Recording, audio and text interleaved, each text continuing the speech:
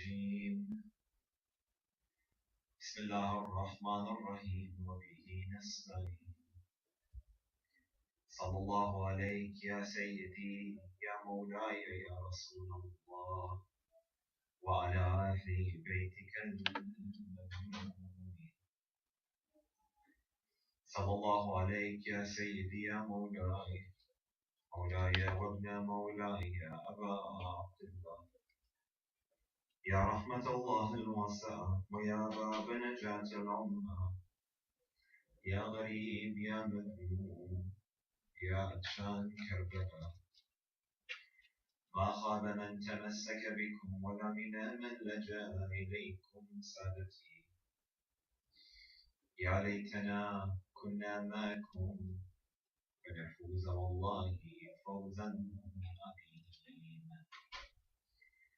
قال الله العظيم في محكم كتابه الكريم وقوله الحق والأصدق القائلين كنتم خير أمة أخرجت للناس تأمرون بالمعروف وتنهون عن المنكر. آمنا بالله صدق الله العلي العظيم. صلى الله.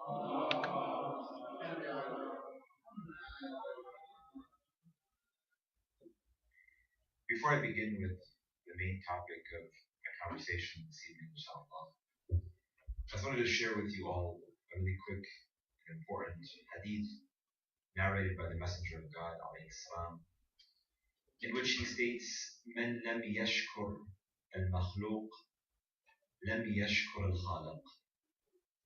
That the one who does not show gratitude to the creation does not show gratitude to the Creator.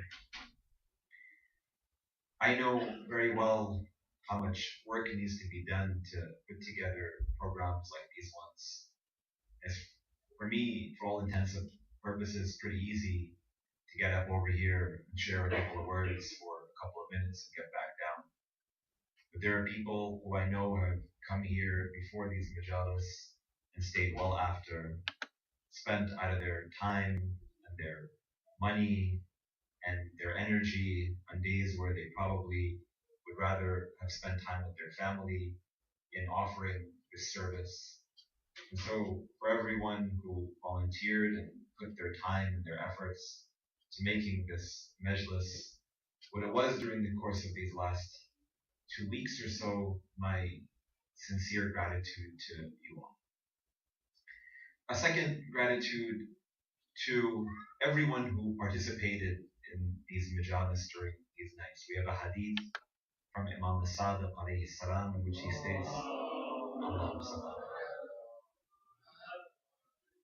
he states, "Irham tilka as-sarkhat allati kanat lana." He states as part of a much lengthier report, and have mercy upon those screams that were called out in honor of us or in mercy of us. Through your weeping and through your grieving and through your wailing, it gave me the opportunity to do what I had to do, which is deliver this epic tragedy of the martyrdom of Sayyid al-Shuhada.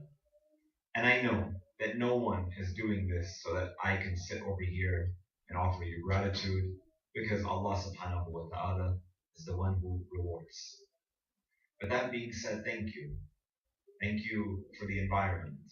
Thank you for the opportunity to do what I do and be of service to you all, inshallah.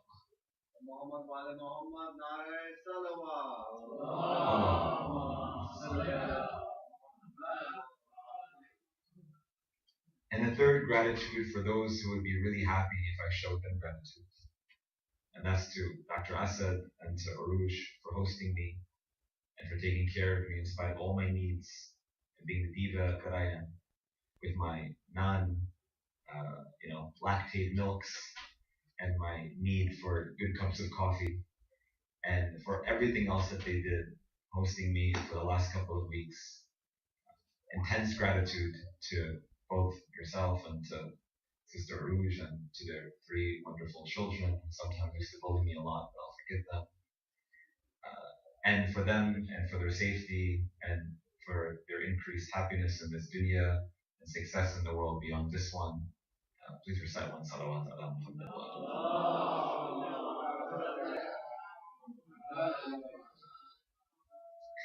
And again, thank you all for giving me the opportunity, and for all of those who I did not mention by their name, but I know that there are plenty who came out here and did what they had to do, again, giving out of their time. One more salawat ala Muhammadin wa ala Muhammad.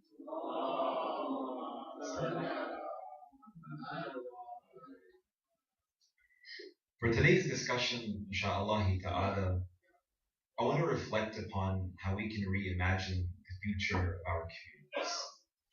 Within Islamic tradition, there is so much of an emphasis in terms of how we care, in terms of how we cater, and in terms of how we build community.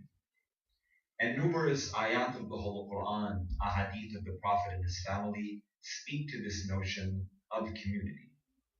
It talks to the importance of how we build as individuals, but also how we build in terms of families. How we build in terms of families as well as how we build mosques and institutions.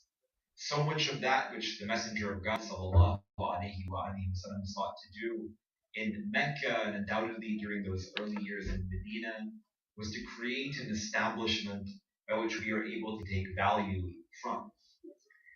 And when we talk about this notion of community, you see so many of ahadith or verses of the Quran that even utilize the word ummah. What does it mean when we talk about an ummah? An ummah is not any type of community, but a community that resembles and illuminates the best of qualities and the best of characteristics. And like we know within our faith tradition, that we're not a community of numbers. It's never been about how many people show up to something, it's about how many people put forth the effort to doing the right thing. In the early days in the city of Mecca, how many people supported the Messenger of God? A handful of them. In the early days in the city of Medina, how many of those who actually had staunch belief in the Messenger of God? The numbers were plenty, but their hearts were separated from the heart of the Messenger of God. Later on, we see in this example of this tragedy, we know that Al-Hussein alayhi salam has all right and all truth associated with him, and it follows Hussein wherever he goes. But that being said, the numbers were always in opposition to the Imam Sallallahu Alaihi. And in that famous dua that we recite during Shahr Ramadan, dua al-iftitah, we say, Allahumma inna nashku ilayka, Allahumma inna nashku ilayka faqda nabiyyina, salawatuka alayhi wa ala, wa ghaybata waliyina, wa kathrati aduwina, wa qillata adadina. That, oh Allah, we are complaining to you. We are complaining to you that you don't have a prophet. He's passed many years before. That our Imam is in an occultation. That our enemies are many, and our people are just a few. So we've never been a community of numbers in that regard, but the potential of this community is the most important reality that needs to be reflected. Because when we have examples like that of Ahlul Bayt, peace and blessings be upon them, then what else do we need? Because we have the best of teachers and the best of guides and the best of examples, and utilizing through their teachings, we have the capacity to do the things that undoubtedly need to get done. Now, if we have so much conviction within our religious tradition, and we believe that all truth is with Ahlul Bayt, alayhim salam, then it's one of either two things. Number one, the reason why our communities are the way that they are, fragmented, disassociated from each other, the infighting that we often engage in, the sort of desire to only build internally as opposed to externally, then either our message itself is wrong, or the way that we're packaging our message is wrong. And every single one of us know that there is undoubtedly truth within this message. So what's the issue? What's the problem? Why do we have the gaps and the obstacles within the community that we have? Undoubtedly, it's because of the way that we're selling the message, the way that we're delivering the message. When we have Ali, and we have Hassan, and we have Fatima, and we have Hussein, and we have these Imams of Ahlul Bayt who sacrificed what they sacrificed, who gave what they gave, who did what they did, who have narrated to us the ahadith that they did, and every one of us have access to it. But for whatever reason, we still see the obstacles and challenges in the world that we do, and we are many a times not at the forefront of being that difference maker. Well, then we ourselves are likely implementing or practicing the message in opposition with the way that the Imams of Ahlul Bayt wanted us to do so. My friends, when we come to this legacy left behind by Ahlul Bayt, peace and blessings be upon them, it's so important to remember that their relationship with Allah subhanahu wa ta'ala cultivated a transformation and a change of heart that gave them the inspiration and desire to change the world. When Ali ibn Abi Talib alayhi salam would go out, Allah would go out into the streets of Kufa, like we narrate on those days of Ramadan, and he would care for those widows and those orphans that had no one else to support them other than him, alayhi salatu wasalam. It was because of his relationship with Allah subhanahu wa ta'ala. Because he saw that relationship that he needs to have with God, and that gave him the inspiration to make that difference. Rasulullah, the greatest of God's creations, in the early days of Mecca, if you study the seerah of the Messenger of God, or if you watch the movie The Message, or if you read any book about the Prophet ﷺ, the first groups of people to convert to the religion of Islam were three. There were women, there were slaves, and there were those who were lowest on the socioeconomic station. That's the reality of the situation. You fast forward today, slavery in all of its various manifestations is still present. Women are still living in an environment where many times they don't have the same opportunities as men do. And those who don't have wealth, they don't have access to education. They don't have access to the resources. Everything that the Messenger of God sought to uplift during his day becomes inherited by the Muslim community to also continue to uplift. And many times when we sit on the back end, or we're not willing to do what we have to do because we're so busy and engaged within our ritual, we're oftentimes forgetting that the ritual is good, but it's a means toward an ultimate end. The ritual is that which is meant to cultivate a sense of spiritual. So for today's discussion, inshallah, I want to reflect upon how we can rethink or reimagine our communities in three different dimensions. The first dimension is in terms of understanding what it means when God and His Prophet ﷺ speak about ummah. The second dimension is in terms of specific qualities or enactments performed by the Prophet and his family ﷺ in terms of building community. And the third about steps that we should be thinking about as we reimagine our communities in this part of the world today, moving forward, inshallah. So let's jump right into discussion number one. Numerous ayat of the whole Quran, they utilize the word ummah, as well as ahadith of the Prophet sallallahu alaihi wasallam. And many of us are familiar with that very elementary tradition that is narrated by the Messenger of God and that we're probably heard from a very young age, in which the Prophet alayhi salam, he says that the Muslim ummah is like one body. When one of it is in pain, all of it is meant to be in pain. Truly, if your ear hurts or if your toe hurts, your entirety of your body is in pain because of that little bit of pain that one part of the body feels. And the idea behind these words of the Messenger of God is to recognize just how important it is to have a state of understanding and recognition of people around us. It goes without saying, my friends, that when the Prophet ﷺ narrates all of the hadith about how to respect a believing brother or sister within community, the simplest of things, like when someone offers you a gift, you take it. When someone says salam, you respond wa alaikum salam. That when someone sneezes, you say yarhamakillah, or so on and so forth. These small enactments and etiquettes are meant toward cultivating and building something far greater. And that is to have a community filled with value, and a community filled with virtue, a community who builds one another up, as opposed to bringing people down. When we utilize this word ummah, as Allah subhanahu wa ta'ala mentions numerous times within the whole Quran, we speak of this verse that we began with, kuntum khayra ummatan ukhrijat linnas, that you are the best of communities. Why? Because you have the best of examples in Rasulullah Muhammad sallallahu alaihi wasallam.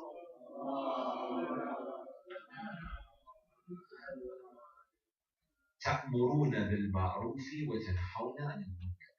Provided you fulfill these two prerequisites. Number one, you enjoin the good, and number two, you forbid the evil. Number one, you bring people toward goodness. You call them toward doing the right thing. And number two, when you see people doing the wrong thing, of course within measure and within reason, you say, hey, my friend, I don't think this is the way you should be doing it. Today we talk about mentorship. Today we talk about advisement. Today we talk about spiritual care. All of that is meant to exist within a healthy community at large because everyone is supposed to be looking out for each other. But today, when someone else tells us something that we shouldn't be doing, and we get so defensive and so upset that why is this person telling me this when what right do they have to tell me, X and Y and Z? That's not a healthy community. Again, it starts with us embedding ourselves in those values of the Messenger of God, sallallahu alaihi wasallam. Again, in order to cultivate that sense of an ummah, it requires for us to do these two things, being willing to enjoin the good and forbidding the evil. Let me share a quick anecdote with you all about a not so great technique in enjoining the good and forbidding the evil. So that one day there was this man.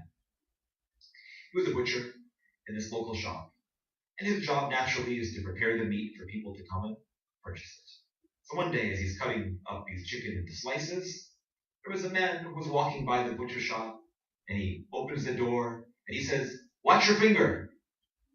So the butcher's like, "Don't worry, I know what I'm doing, I'm good." The next day, the same guy who came and screamed out, "Watch your finger," he comes with the entirety of his family, his wife and his kids. He opens the door and he says, that is the man. I saved himself from cutting his finger yesterday. The third day, he comes with 10 people, all of his friends. Knocks the door, he opens the butcher shop, he's like, "Hey guys, that guy almost cut off his finger, and I saved him from doing so." The next day, he comes with 20 people. The next day, he comes with 30 people. Eventually, this butcher gets fed up. He's like, "First of all, I knew what I was doing in the first place." This guy comes in with 100 people into the butcher shop, he cuts off his thumb and he throws it at him. He's like, "You didn't help me do anything." In other words, what I'm trying to say is that sometimes we do something in support of somebody else, but then we're always throwing it in their faces. Maybe they already knew what they had to do, but we love to talk about the great things that we do in support of other people. What I'm trying to say, my friends, is that a community is someone, again, when they give, they're not thinking about return. And again, as hard and as difficult and as challenging as that might be sometimes, that's what it's all about. A community is someone who, when they see someone else's success, they feel happy as well. When they see someone else doing well, they also feel like they're doing well. Not this competitive nature that so many of us are trying to build and cultivate, and so many people and so many young people, they get so disenfranchised with religion because they see community centers like that. They see those leading community centers like that. They see religious hierarchy like that in the first place. How do we demolish that sense of rhetoric so that we're able to do again what needs to get done? And that brings me then to the second dimension of the discussion. What are some techniques and methodologies employed by the Prophet and his family, alayhi salam, in terms of their cultivation of community? The first and most important one of these, and of course there are many, is that when the Prophet or when the Imams of Ahlul Bayt had spoken, and when they advised people to come toward the truth, every single one of them, they knew how to speak, they knew when to speak, and they made sure that their language was language of mercy and of compassion and of love. It's so important for us to recognize this notion and this nature of the way that they would engage people in it. It's so easy to slam somebody, and so easy to condemn someone, and so easy to say, "You're a terrible person, you're going to go to hell because you don't pray, or you don't fast, or you don't do this, or you don't do that." Where in the world does that come from? It undoubtedly does not come from the legacy of the best of God's creations. When Allah subhanahu wa ta'ala tells us, "Ud'u ila sabila rabbik bil hikmati wal maw'idatil hasana." Listen to this. He states, call people to the way of your Lord. What's the way of your Lord? The way of your Lord is God's names, mercy, and justice, and beauty, and compassion, and love, and so on and so forth. Ud'u ila sabili rabbika bil hikmah by being wise. And according to commentators of the Quran, when they say wisdom, it means knowing when to speak and knowing how to speak. Sometimes you tell someone something, even if you're being polite or kind to them, they're not going to be receptive. Because there's a time when you're supposed to be telling them. بِالْحِكْمَةِ وَالْمَوْعِظَةِ الْحَسَنَةِ. And also utilizing beautiful words. And then God continues, وَجَادِلْهُمْ بِالَّتِي هِيَ أَحْسَنُ. And when you get into an argument with someone, and when you debate with somebody, then make sure that when you speak to them, you're utilizing even more beautiful words. When we get really heated or we get really emotional about something, our voice cracks and it changes, and we're ready to get up into arms. At that moment, Allah subhanahu wa ta'ala says, utilize language that was even more beautiful than your initial advice. Let me give you this example.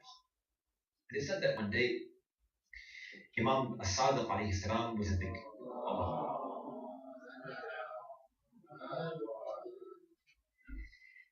He heard from one of his companions, Mufaddal ibn Umar, that he had been doing something that was not befitting of one of the companions of the Imam alayhi salam. When you are a follower of Ahlul Bayt, you have to live your life in accordance with a certain standard. And when you are in close proximity toward the Imam, you have an even greater responsibility. So he says, Ya Mufaddal, Inna al-Hasan min kulli ahadin Hasan wa minka ahsan bimekanatika minna. Listen to this. He wants to hold his companion to account because he did something or said something that he was not pleased with. So he states, Oh Mufaddal, he says, when you do something good, it's good. But when you do something good, it's really good because of your relationship with us. When anyone does a good deed, it's a good deed. But because you are the Shia of Ja'far ibn Muhammad, it's a really good deed. Meaning your actions, they reverberate and makes a larger impact in the community.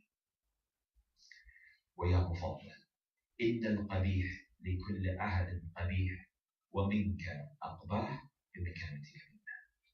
But when someone does a bad deed, it's a bad deed. When someone says something inappropriate, it's inappropriate. But when you do something inappropriate, it's really inappropriate. Why? Because of your relationship with us. I'm sure we all have heard rhetoric like this from our parents, right? You better not be the one to doing something bad because that reflects on me and my parenting of you. Well, the Imam alayhi salam ups the ante a little bit. He says if you are a Shia of Ja'far as-Sadiq, then your responsibility is all the way up here because everything you do is a representation of us. But that's not the lesson. The lesson is the way that the Imam tells him. He could have said, Oh, Mufaddal, you shouldn't have done it. He could have said it nicely. He could have said it politely. But he praises him. He says, whenever you do a good deed, it's a really good deed because of you are representing us. When you do something that's not appropriate, it really reflects on us. But he never tells him, Oh, Mufaddal, you shouldn't have done that. You get what I'm saying? There's a way that he tells him. He gives him the introduction, getting him to recognize and realize and figuring it out on his own. What I'm trying to say, my friends, is that Ahlul Bayt alayhim salam, when they wanted to build people up, they didn't do so by slamming them. They didn't do so by dismissing them. They did it firstly and foremostly by speaking to them with beautiful language. A second important quality trait employed by the Prophet and of Ahlul Bayt alayhim salam is that they were incredibly amazing listeners. We all love people who listen. Today we have this concept, at least in chaplaincy and spiritual care, and I'm sure in counseling and otherwise as well, known as radical listening. It means literally where your entire attention and focus is upon somebody who is going through difficulty and hardship, and how impactful it is when you're not looking to the right, or looking to the left, or looking down at your phone, or staring at your watch consistently, waiting for the appointment to finish. When you put your attention on somebody, it has the potential to be transformational for that individual. All you have to do is listen. The Prophet, sallallahu alaihi wasallam, we mentioned this on a previous night, that the Meccans, they were critical of the Messenger of God, alayhi salatu wasalam, by stating, he's an ear. All this guy does is listen. How could he be a prophet? A prophet should be someone who leads. A prophet should be someone who scolds. A prophet should be someone who holds people to account. The greatest quality of the Prophet alayhi salatu wasalam was that he would listen, and that he would hear, and he would allow for himself to be of support toward those around him. If we want to be able to build community in the way that we need to, then at the end of the day, yes, leadership has to make decisions. But it starts with, at the very least, listening to people. If you want to dismiss them, you can dismiss them utilizing beautiful, pure, cultivated language that allows for them to also, at the very least, feel heard. And the third important quality and characteristic and methodology employed by Ahlul Bayt alayhim salam is they never, ever, ever showed a sense of hierarchy over their communities. And this is super important. Amongst the biggest criticisms that people have of our faith communities and of religion more broadly is too much strictness when it comes to hierarchy. That there's a separation, for instance, between scholars and the people. And what we see in terms of the legacy of the Prophet and his family is that they never differentiated in terms of who they were sitting with and in terms of who they were engaging with. Never. Never. In fact, again, amongst the biggest criticisms of the Prophet, of the people of Mecca, was that he was almost too accessible. وقال وقال ما لي هذا الرسول يأكل الطعام ويمشي في الأسواق. And they would say, and who is this prophet? How can he be a prophet when all he does is walk in the marketplace and he eats the same food as we do? How could he be? Again, if he's a prophet, you should wear a certain type of clothing, you should act a certain type of way. No. What was so beautiful about Ahlul Bayt alayhim salam, they would sit on the same ground as their followers. And they would sit with enemy and friend and foe alike. And they would never differentiate. And on the day of Ashura, we see this beautiful example personified. We have two instances when the Imam alayhi salam performed an act of endearment as someone from amongst his companions was dying. As was often done in many Arab customs, that when someone who you love dearly was in their final moments, you would place your cheek on their cheek. And on those last moments of the life of Ali al-Akbar, when Imam al-Hussein alayhi salam, he holds him and he brings him closer to his lap, he places his cheek on the cheek of Ali al-Akbar as he's breathing his last. Only one other time does the Imam alayhi salam do that on the day of Ashura. It was for John, who was the slave of Abu Dharr al-Ghafari, who was someone who was seen as lowest in the ranks of the companions of Hussein. Yet no differentiation. When he falls down from his horse, he calls out, Assalamu alaikum ya mawlahi ya Aba Abdullah.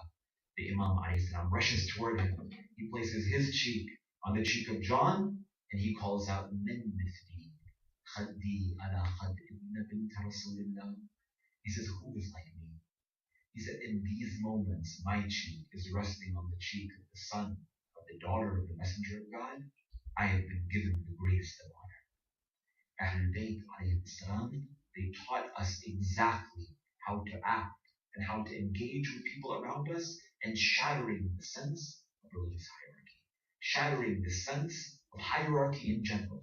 Work with people, engage with people, talk to people. That's where real impact can be made. Impact is not made in a 45-minute lecture.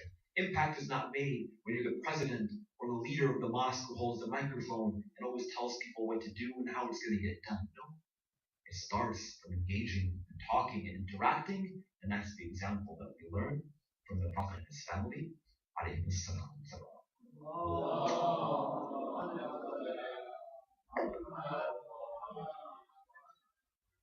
And that brings me then to the third dimension of the discussion. What are some things that we can do moving forward in this part of the world, and in light of all of the socio-political, economic challenges that we have, in order to build the communities the way that we need to? And again, these are just some ideas and some thoughts based on data, based on resources, based on my understanding, but undoubtedly we need to build on continuously. Like we said before, my friends, the idea beyond or behind this idea or behind this notion of community building is established by the Prophet ﷺ is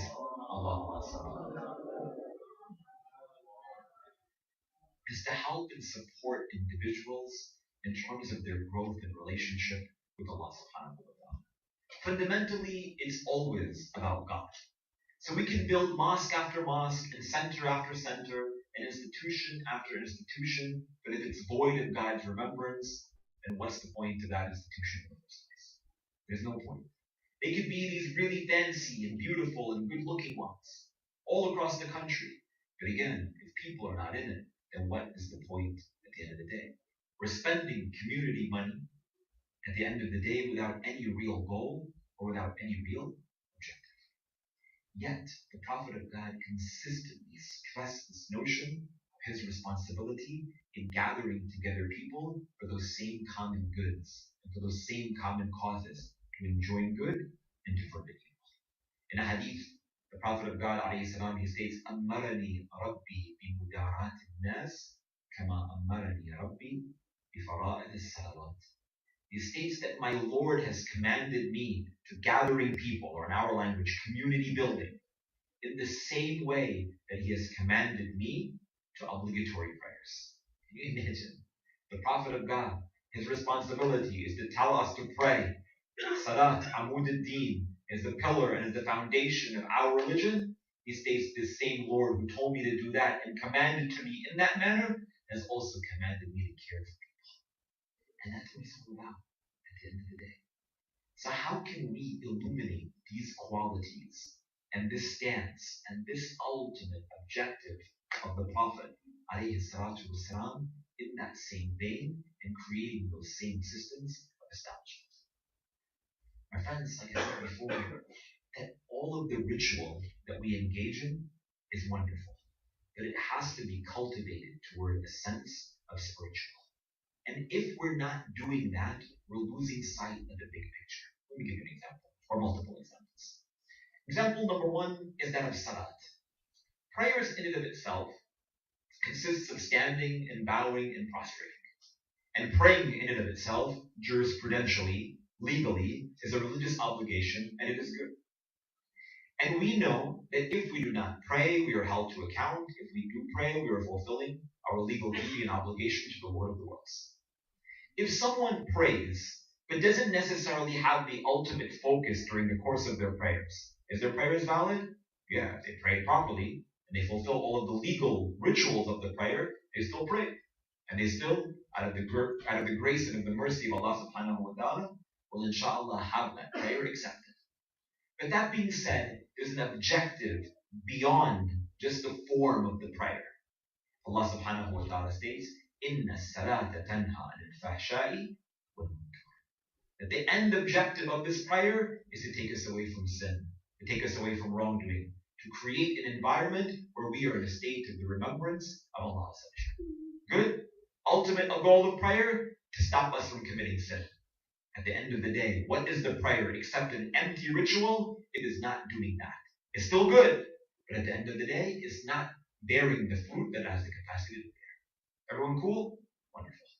No, not at their head. We're under the assumption everyone knows exactly what I'm talking about. The second example, fasting. Fasting consists of abstaining from food and drink and from a bunch of other things.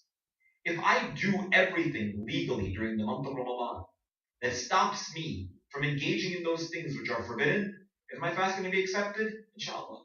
But at the end of the day, what's the objective of the fast? Every ritual has an objective, has a ultimate goal that we are seeking. يا أيها الذين آمنوا كتب عليكم الصيام كما كتب على الذين من قبلكم لعلكم تتقون.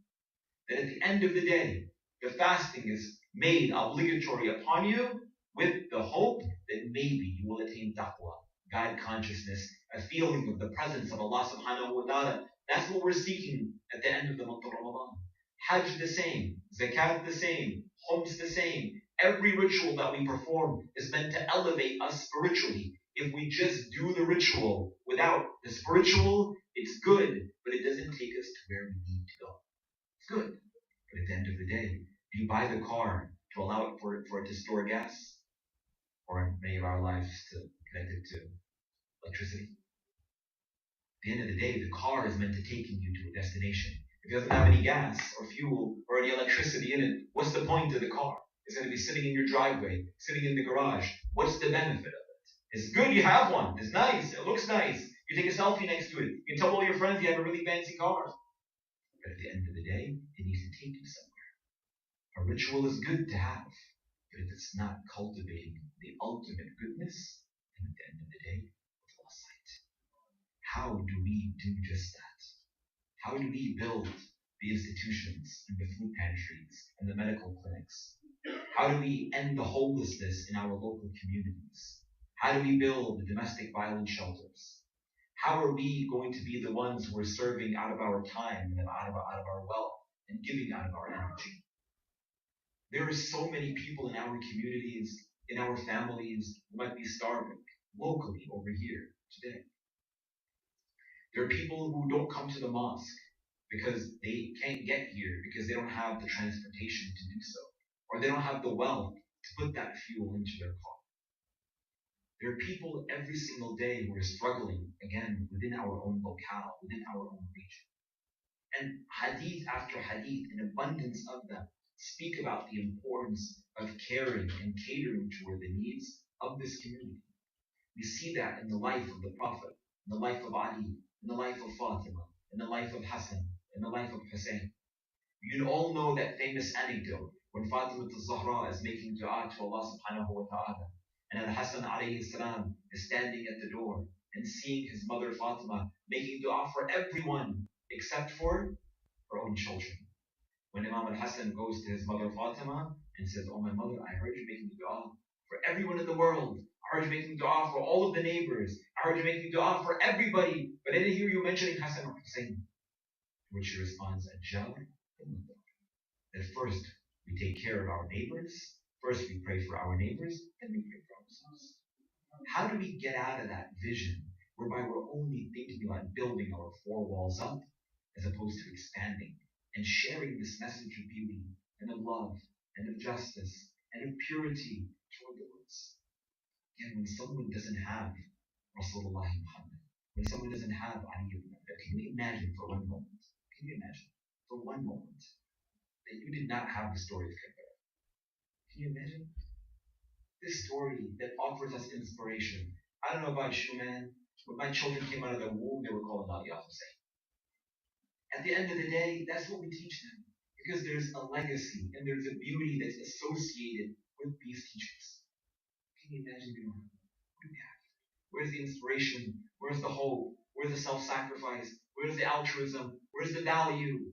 We got nothing. We should feel bad when someone doesn't know who they are. I am such a self. Our job is to share them. Our job is to share them via action, to instill their values and place them into the world. Because again, Allah subhanahu wa ta'ala wants from us to be those who reflect this true notion and meaning of what it means to come from the ummah of Rasulullah Muhammad sallallahu alaihi wasallam.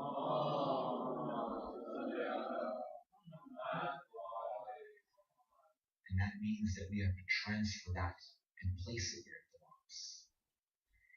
And what we do during these nights and days is we weep and we grieve and we remember and we recollect and we narrate and we storytell with the ultimate goal that it gives us the energy, the inspiration, the transformation toward doing just that.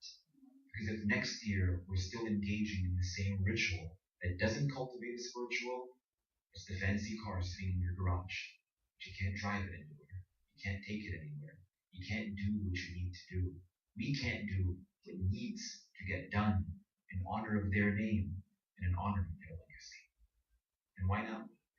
Why not grieve for this epic tragedy they had to engage in? Peace and blessings be upon them. It is said that on the night of the 11th of Muharram, as we talked about briefly last night, these women and children finally had a little bit of peace and a little bit of solace. And after Zainab alayhi salam had gathered together the children and had cared for those children who were missing, one thing that we didn't mention is how they slept that night.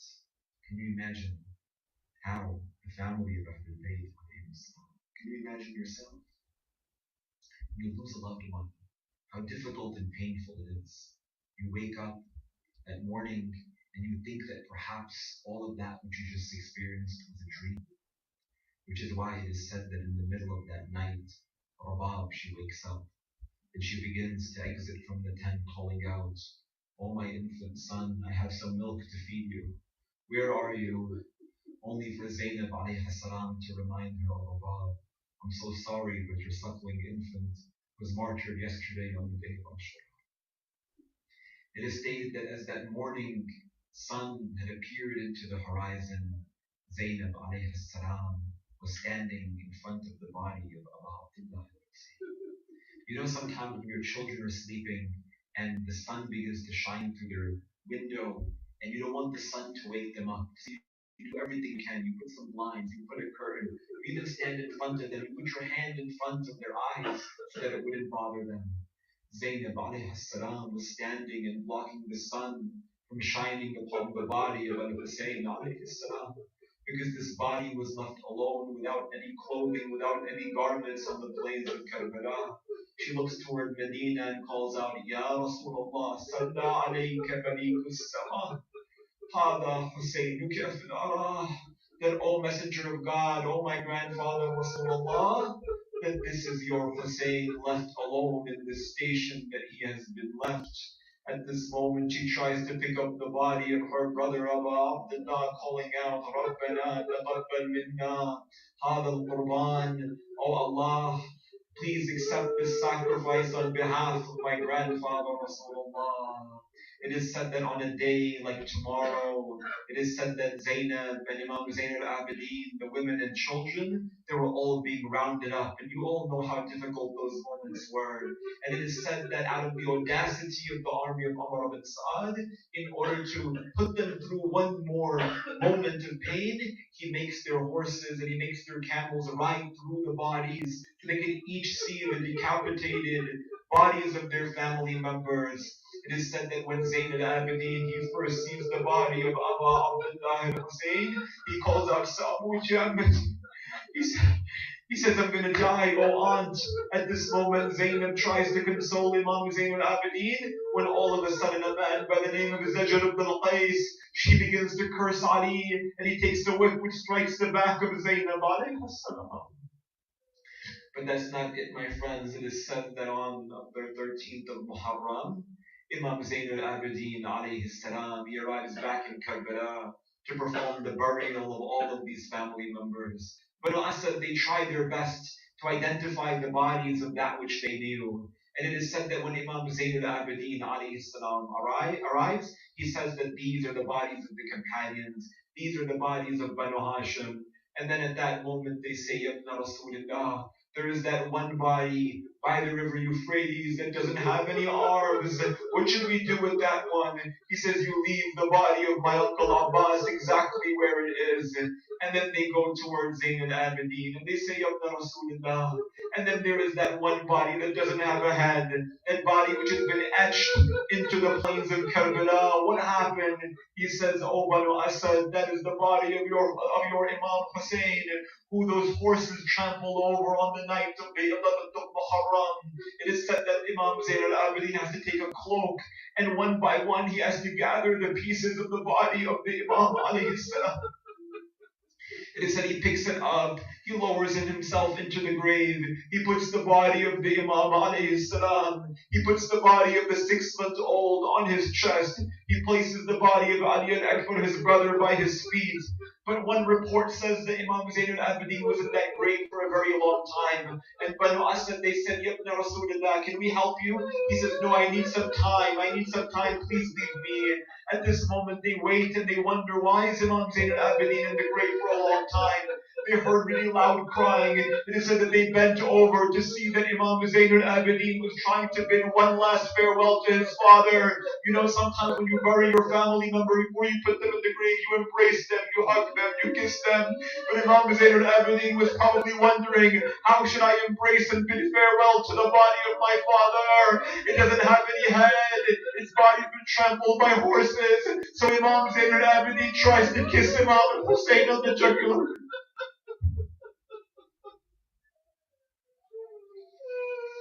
He gets up, he covers it with sand, and he writes, هذا قبر أبي الحسين ibn Ali الذي قتل عطشانا. Listen to what he writes on the grave.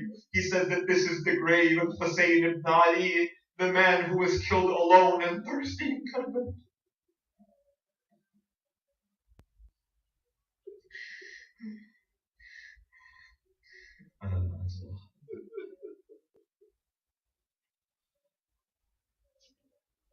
على لعنة الله على القوم الظالمين. إنا لله وإنا إليه راجعون. السلام على الحسين وعلى علي بن الحسين وعلى أولاد الحسين وعلى أصحاب الحسين. We ask Allah subhanahu wa ta'ala, with tears in our eyes and with grief in our hearts, to allow for us to be amongst those who live a life that resembles the life of Muhammad, and to grant us a death that resembles the death of Muhammad, and to allow for us to be amongst those who make a difference in this world, walking in the footsteps of Muhammad.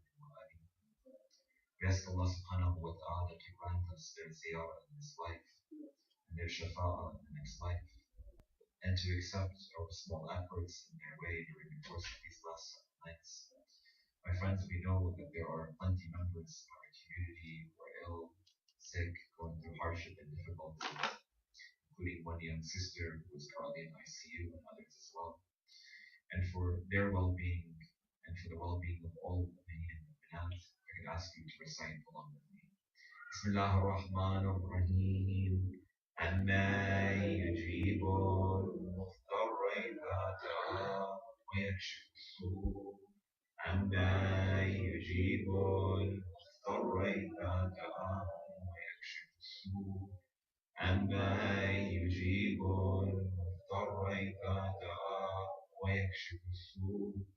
عما يجيب المضطر إذا دعا ويكشف السوء. عما يجيب المضطر إذا دعا ويكشف السوء. Ask Allah subhanahu wa ta'ala again to accept our amal and our deeds. I ask you all to please recite one recitation of Surah Al-Mubarak al-Fatiha, but before that, one salawat ala Muhammad wa ali